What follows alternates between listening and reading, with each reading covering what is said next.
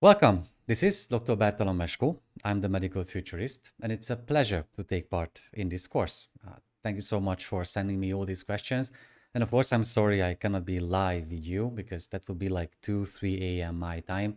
And having a toddler at home, I wake up often enough already. But actually, technically, it's a live Q&A because I will answer your questions live, hopefully without any interruptions. And I plan to share a few materials, studies, articles that we have published at the Medical Futurist.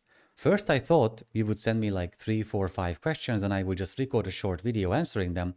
But in fact, you sent me about 25, 30 very thoughtful, very exciting questions.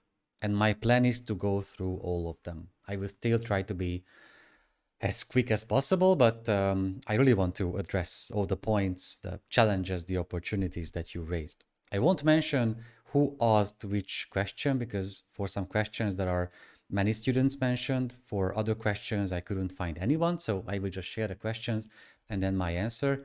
And hopefully you will enjoy it and we will get something exciting out of it. So let's dive right into it. First question. Let me share the question with you like we were on a YouTube video, YouTube live right now. What emerging developments in AI do you believe will most significantly transform the future of healthcare? I will always try to be as specific as possible, unless the question is too general to make it happen. But in this case, I have a clear response. The biggest pain point in medicine right now is the burden of administration of health on healthcare professionals.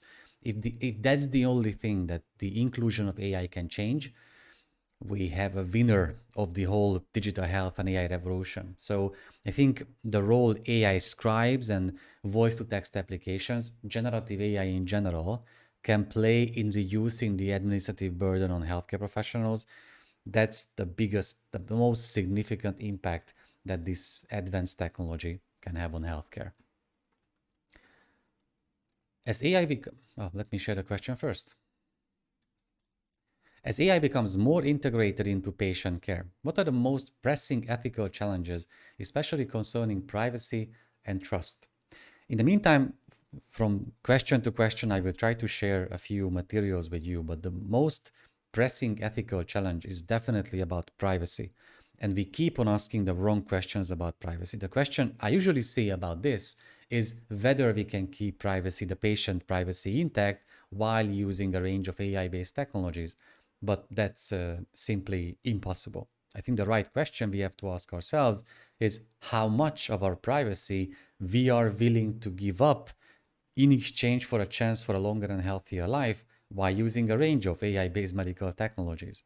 And I wanted to show you not just that, but some other slides about that too. Here it is. Give me a second. And yes.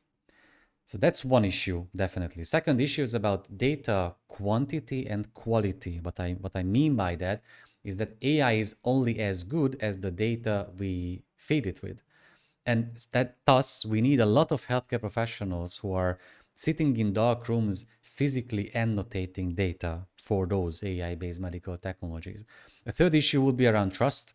And I think it's an important issue because if we have no scientific or technological trust in that entity, what we call AI, it will take a lot of time for the transformation to employ that in practice. My favorite example about this is the MRI machine.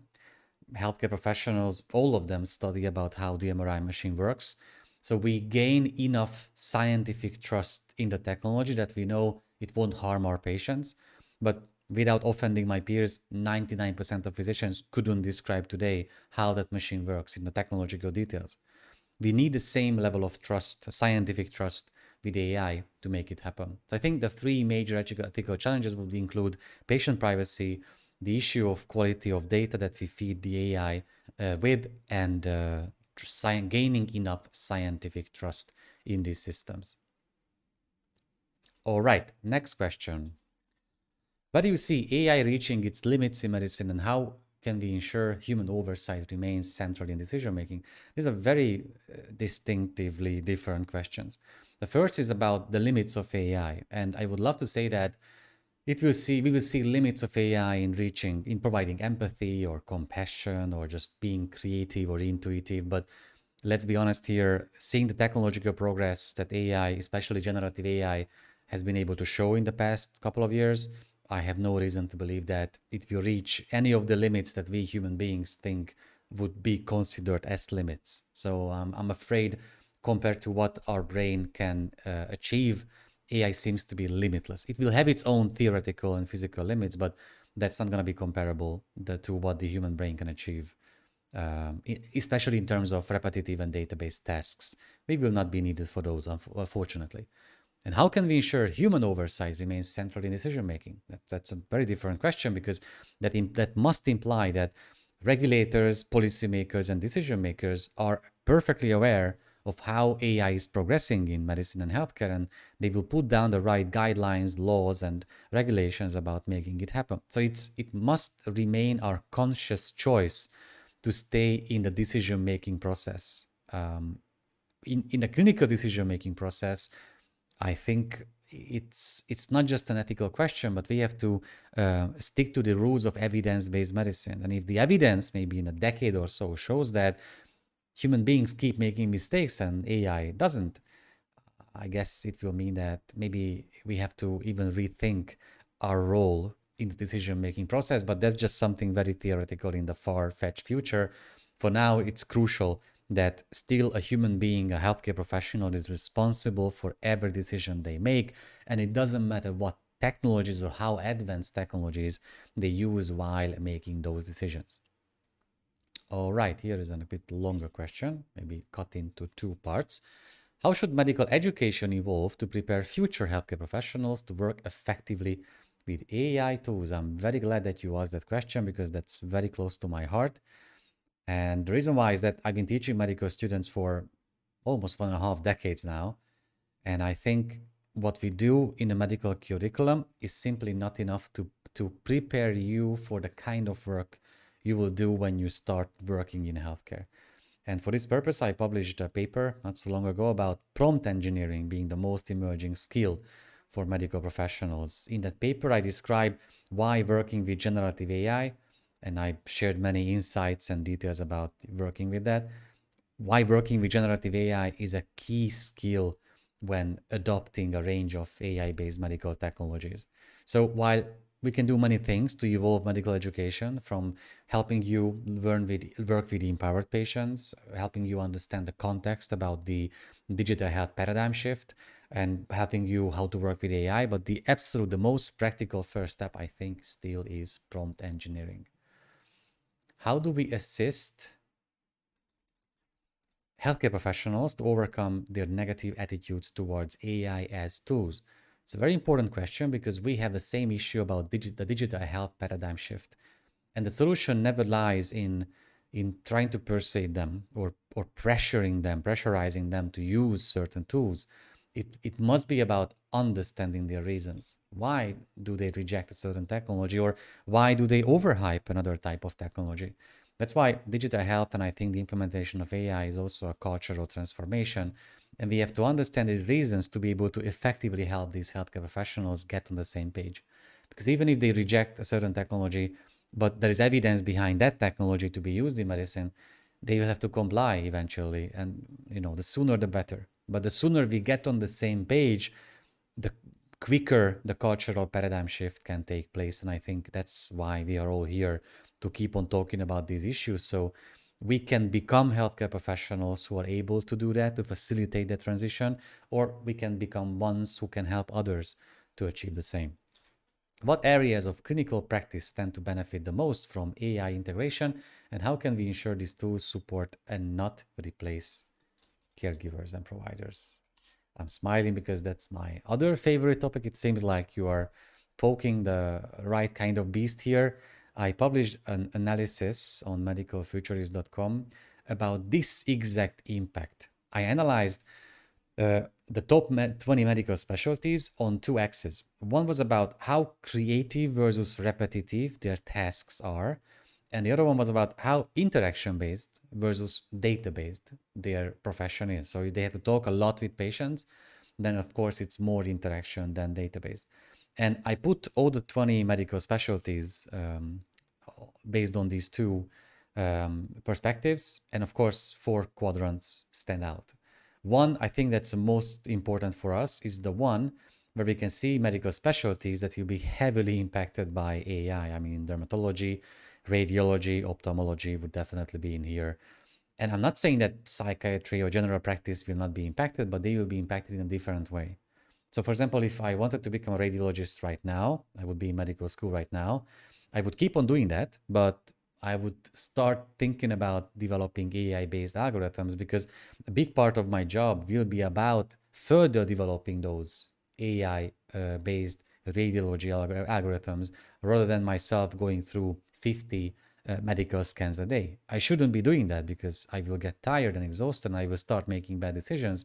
But I can check out 5 that required my human expertise and understanding, while the rest will be taken care of AI-based technologies that I helped develop as a professional in my specialty. All right, we are going into a bit of science fiction grounds. How do you view the risks and realities of AI reaching a point where it can evolve and engineer itself, especially in medicine? I have, I think, a figure. Yes, here it is, a figure for you here about the 3 levels of artificial intelligence. Behind me, you can see, you will see when I get back with the camera, a book from Nick Bostrom called Superintelligence. And in that book, he described 3 levels of AI. And what we have today is artificial narrow intelligence. It's narrow because it can only do one very well-defined single task. To get to the second stage that the question is about, the rule would be that the AI must have our personal cognitive capacity. So whatever you are capable of as a human being, the AI would be able to do the same. I think that's the stage from which AI could evolve and even engineer itself or rewrite its own program. But to be honest with you, we are still quite far away from that.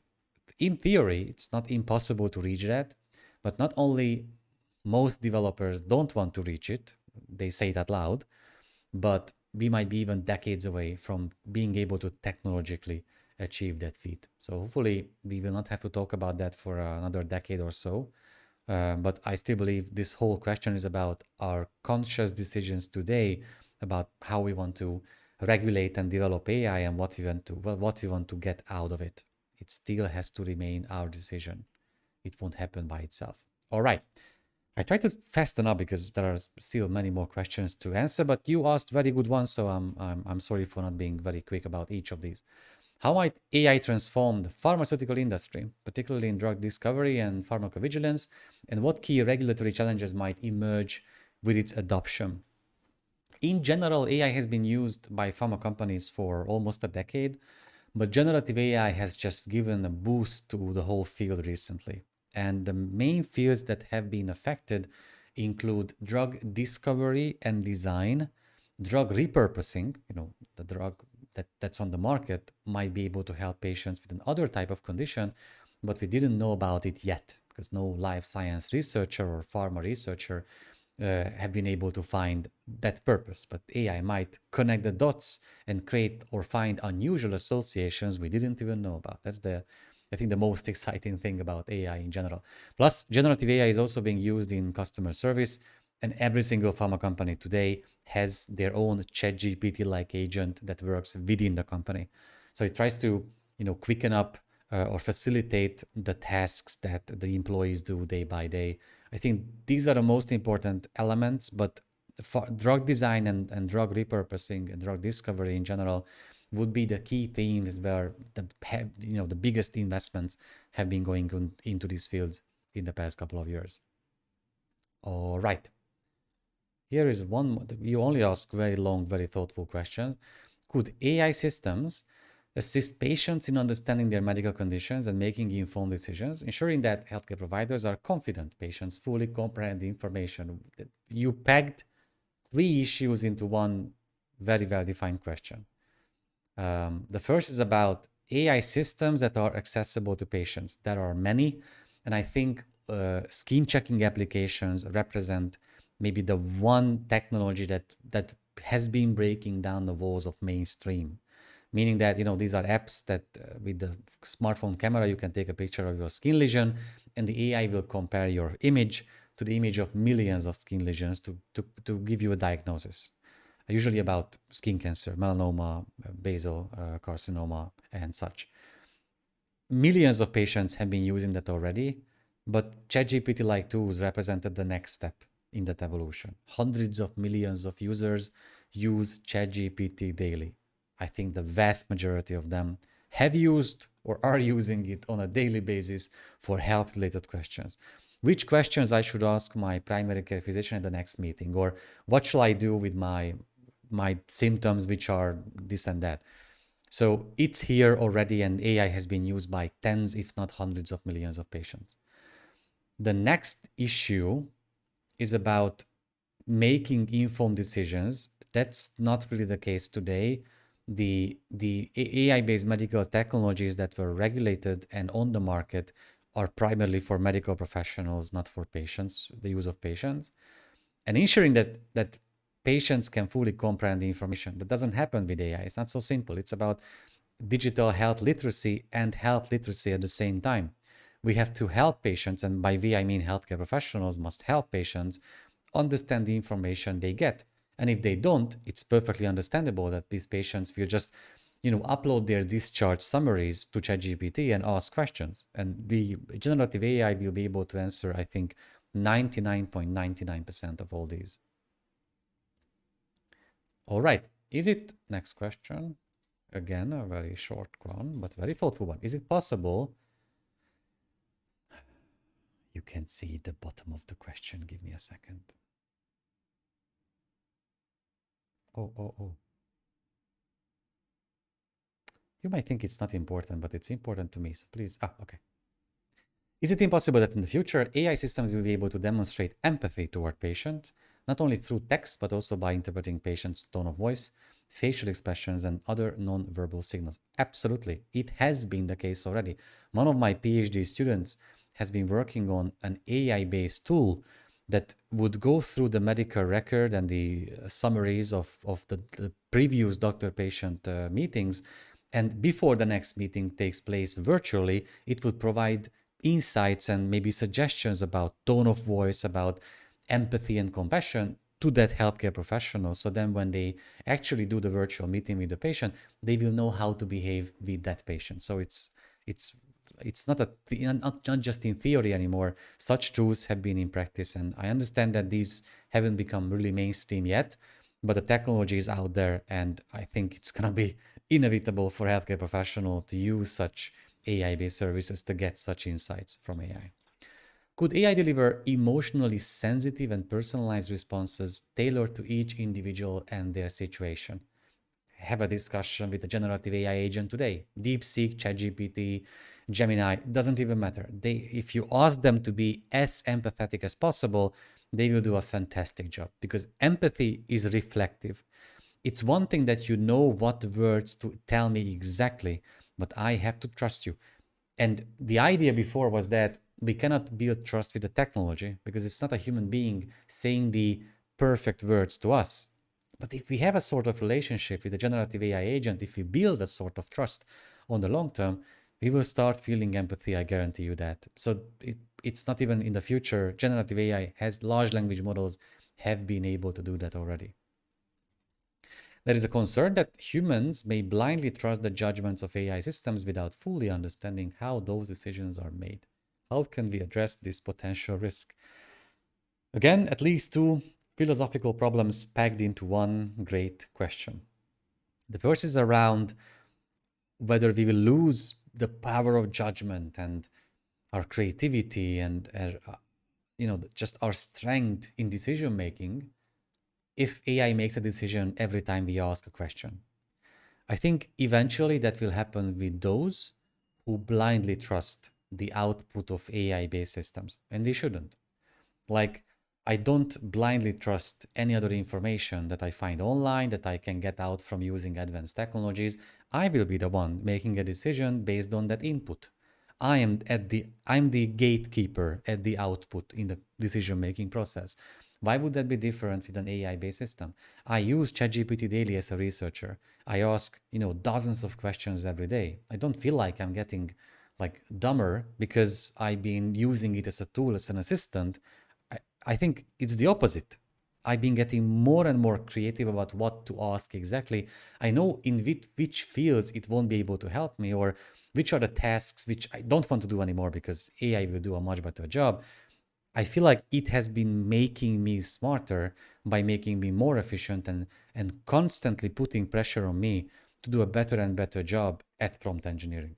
That's my personal experience with that. But the issue, the risk of physicians trusting it too much is there.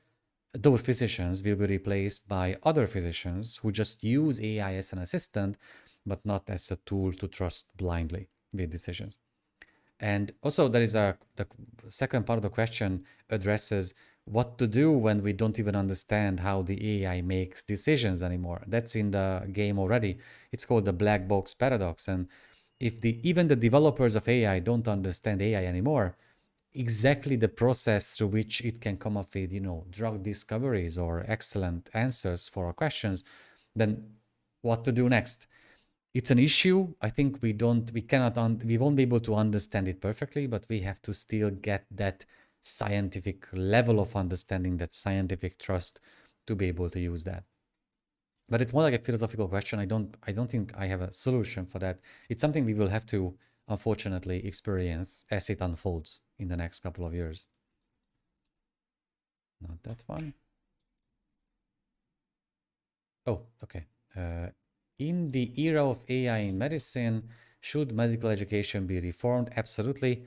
Just like how we do at my medical school, we have to teach healthcare professionals about prompt engineering, about using AI-based technologies, about digital health technologies and the paradigm shift, about patient empowerment, about patient design. Absolutely. And I think many medical schools have been working on it. That's why your excellent supervisors and your teachers launched a course like the one we are talking about right now to make it happen. Okay, not many left, only about 30. Just kidding. To improve the performance of AI systems in medicine, would it be possible to share patient data globally? Absolutely. It would be possible, but no one will do it.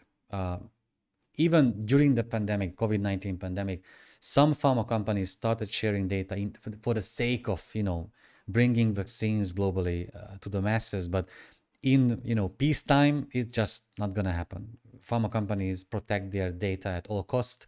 They pay loads of amounts of money, tens, if not hundreds of millions of dollars to companies like 23andMe that is about to go bankrupt to get their hands on that data. So as AI is only as good as the data we feed it with, that's just not going to happen. That's like you would ask me if financial companies would share the gold and the diamonds they have access to with each other, but they won't. There's no reason to do that. I'm not pessimistic or anything. That's just, I think, what's happening in practice today. Would it be feasible in the future for AI systems to integrate and utilize the results of all clinical trials?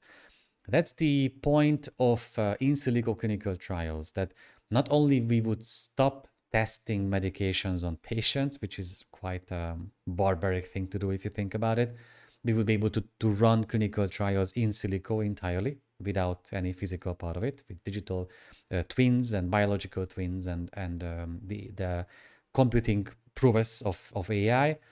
But the long-term goal could easily be that if not so, the long-term goal could be that AI would be able to analyze not just one clinical trials database, but even multiple databases. But I think a technological progress will be needed for that, which we call quantum computing. If quantum computers become accessible in practice, then that's not going to be just a science fiction dream, but I think that would actually become possible in real life.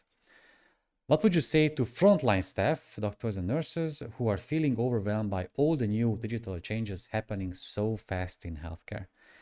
I would tell them to please keep it up.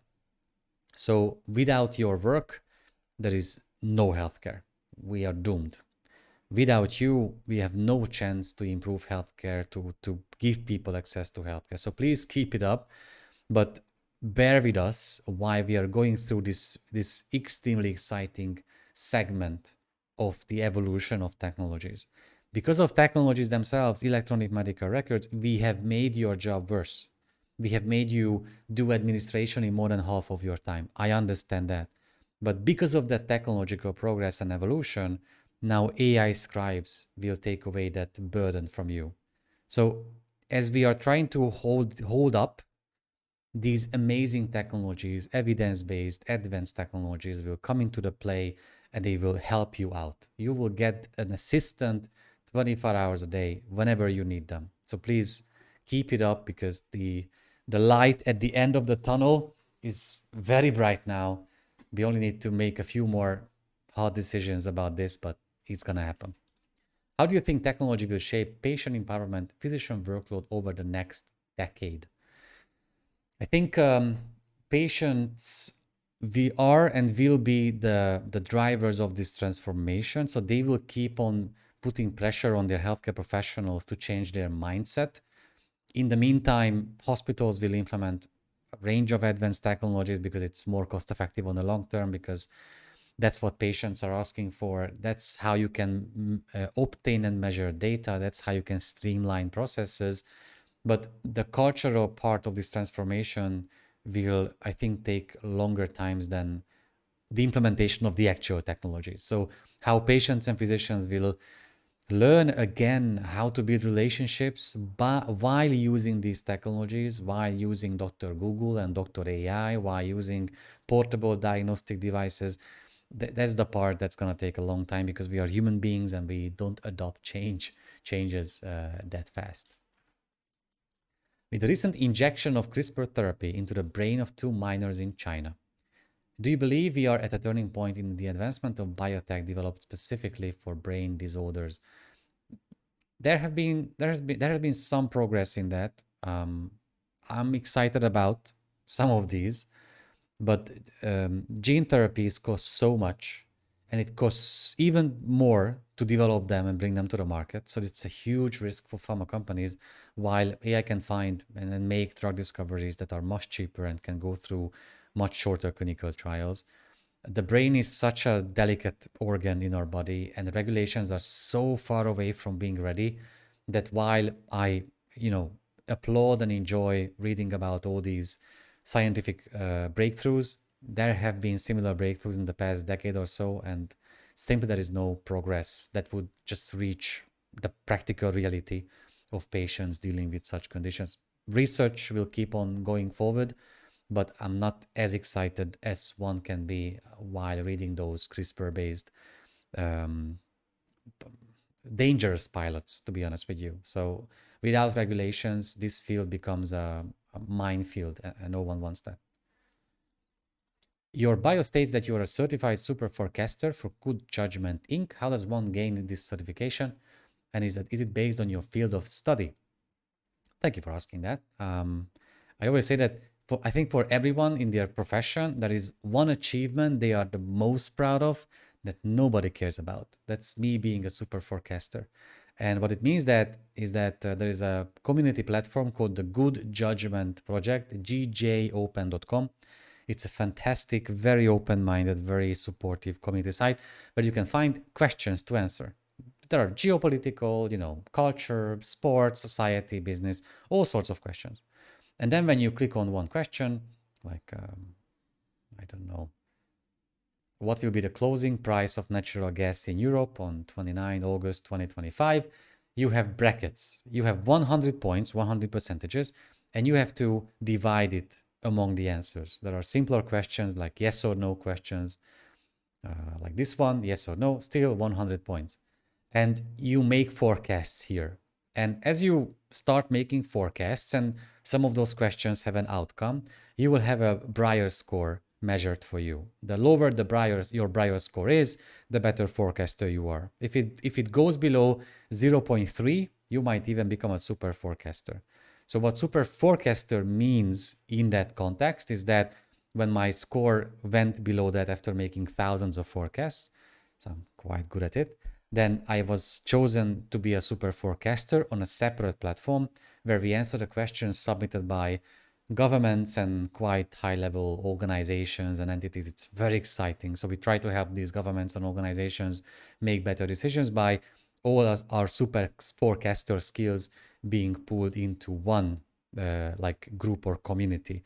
But I didn't achieve that in just the medical field. I was actually, if I can brag to you about something, about the COVID-19 questions a few years ago, I was in the top 5 super forecasters globally. Yeah. But my Briar score is based on all the forecasts I have made, and I've made every type of forecast from geopolitics to culture and sport. I'm extremely good at two things: baseball, because I watch it every day, and the Academy Awards. Every year I get about 70-80% of all the categories at the Academy Awards. If you want to have a competition with me next year, reach out to me in February and have one. I would love to have that with you. All right, only a few left and then we are done. Hopefully you are still enjoying it. I can't tell because I can see you. I can only hope. So, how can AI-based medical technology become part of an everyday practice?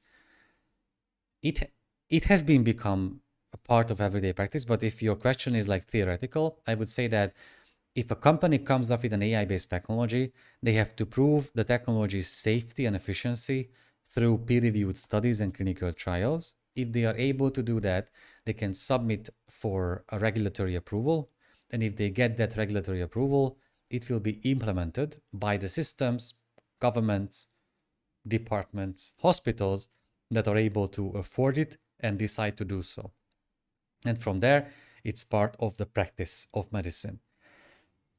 But to show you the context here about why I'm smiling, in 2020, we at the Medical Futurists were the first ones in the world to publish a study about all the AI-based medical technologies approved by your own Food and Drug Administration. We could find 64. Just to give you a comparison, right now, the FDA database, again, I'm sorry for the bragging, not only cites our study as one of the original reasons for making the database, but the database contains more than 1,000 entries. So the progress is extremely fast, and you will. It's not, if the question implies how can we make it happen in the future, it has been going on in a massive scale. So whatever healthcare professional you will become, I guarantee you will use a sort of AI-based technology. What gaps in regulatory oversight do you currently see among generative AI in healthcare? You keep on asking the right questions, and I'm happy that I can keep on sharing the papers we published about these. Here is one I published with Eric Topol, your one and only, maybe the most cited researcher in digital health and AI. We talked about in this Nature study about how to regulate generative AI-based technologies in healthcare. And in that study, I made sure that we would talk about all the future iterations of generative AI. So not just trying to look for examples here. Not this one, not this one, not the table. So I made sure that we would discuss regulating generative AI that would not just be able to deal with text, but image, document, sound, and video too. And I think that's where future studies come into play. We have to, as futurists, we have to help organizations, decision makers, policymakers to make the right decisions even before a technology would be rolled out to the market. All right, as far as I can see, really only a few questions left.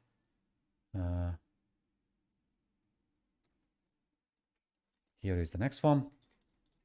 You've long advocated for patient empowerment in digital health. How can we ensure AI tools don't unintentionally widen the gap between tech-savvy and tech-hesitant patients, especially in underserved communities? You have an excellent taste in and like a capability of packaging two very distant, exciting issues into one well-defined, well-sentenced question. The reason why I'm saying that is that, first of all, we have to make sure that we implement patient design. Patient design, and we have a paper about that too. Come on, here it is. Patient design means that we involve patients on the highest level of decision making. So we have a ministry, a healthcare ministry, a organization or government. We have board members like physicians and researchers and policymakers and patients on the same level. That's how we can ensure that their voice will be included in the final design of any protocol, guideline, product, or service. But the second part of your question implies a different issue here. It's about digital health literacy. I think that digital health equity, and I think digital health equity is a technological equity issue. So we people, researchers, physicians, futurists in digital health, we can come up with the best technologies in the world. But if the patient doesn't own a smartphone, if they don't have access to the internet or ChatGPT, our tools or our evidence-based tools won't be able to help them. So digital health equity is a technological equity issue, and we cannot solve that. Governments have to solve that, but not we cannot expect that from people and researchers in digital health and AI. All right. What aspects of the medical practice do you believe AI will never be able to replicate, and how should clinicians cultivate those human skills to remain indispensable? I'm always very cautious about the word never. So I would focus on the next decade or so. I think the soft skills are crucial: communication, intuition, creativity. Besides that, decision making, empathy, compassion, connecting the dots. I think we will look at AI as the most efficient assistant we could have ever hoped for. But as AI will progress and patients will start to gain trust in those systems, they will feel empathy coming from the words of generative AI. With deepfake technology and AI-based videos, they might not even able to tell anymore whether a real physician is talking to them or an AI-based service. And because of doctor shortages worldwide, that's something we have to get used to. But talking to clinicians today and with which skills to cultivate, I would say solving puzzles. Medicine is about solving puzzles. The great professors of the past generations have been the best puzzle solvers in the world, not just in medicine, but in general. Medicine will keep on being a service where we have to solve very complicated puzzles, but we will have new kinds of like facilitators in the process. Like we can get hints along the way. These hints will come from the data obtained by patients with their wearable sensors. The hints will come from very complex AI-based technologies. The hints will come from discussions we can have with generative AI. But the end of the day, we will have to be the ones solving those puzzles. I'm happy to tell you that if AI can solve those puzzles much better than human beings, and we can prove it through evidence-based studies, I would understand and acknowledge that there is no need anymore for human beings in the system. I wish that was the case. But I'm afraid medicine, patient symptoms, and healthcare in general are much more complex than to be able to make every single element of it a part of an algorithm. That's not how it works. All right, it seems we arrived to the last question. What role do you see clinicians playing in co-developing or guiding the design of AI tools, and what skills should they build now to be effective partners in shaping the future? Again, amazing concepts built into one question. I see more and more examples, not just in studies, but in practice too, when not just physicians, but even patients would be involved in co-design processes. And it's crucial because usually developers, technology people, big tech companies, pharma companies, they don't see real life patient or clinical needs. They see a technology they can develop or a business need they can fulfill. But technology is only useful if it actually meets a real life patient or clinical need. And that insight can only come from you, from healthcare professionals, from patients themselves. So fortunately, co-design has been a big theme in the last couple of years. And what skills should they build now? Besides prompt engineering, obviously, I would only start learning how to code if someone would like to code themselves. But generative AI, I think now can fill that gap between the language issues between healthcare professionals with their knowledge and experience and developers with their knowledge and experience in coding. Clinicians had to learn a bit how to code to understand and bridge that language barrier. I think now generative AI can do the same. So if I had to say one skill, that would definitely be prompt engineering. What a live Q&A it has been. I hope you found some useful cases and examples in here. I hope you enjoyed that. I definitely enjoyed your amazing and very thoughtful questions. Thank you for those. And what I can offer you is that my job is to be accessible online as much as possible. You can find all my credentials and an email address and everything on medicalfuturist.com, or your amazing instructors and professors like Lisa can provide those for you. And if you want to reach out, if you have any more questions, or just need, like a paper which I should share with you, or you are curious about something, please do let me know. My job is to try to be useful for the healthcare community. And as you will be the ones writing the future of the story of healthcare and medicine, I'm here at your disposal whenever you need me. But for now, thank you so much for your attention and for taking this amazing course, and kudos to you for completing that, and kudos to your teachers and instructors for making it happen.